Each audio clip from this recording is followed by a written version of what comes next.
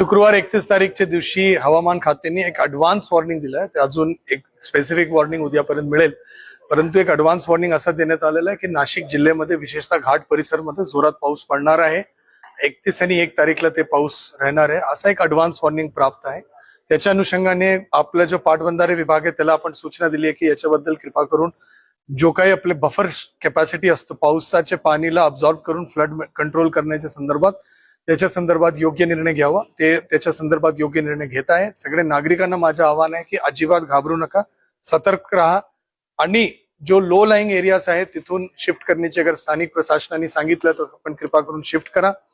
यदि शिफ्ट करण्याची गरज असेल आणि काय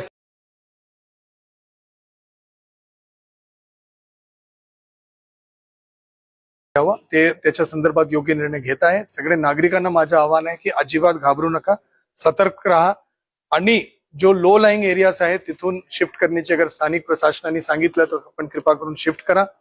यदि शिफ्ट करण्याची गरज असेल आणि काय सामान वगैरे त्या भागात ठेवण्यात आले असेल तर त्याला सुरक्षित ठिकाणी आपण शिफ्ट करा. प्रिकॉशन घेणं आणि जास्त तयारी करणं ते दरवेळी उचित असते.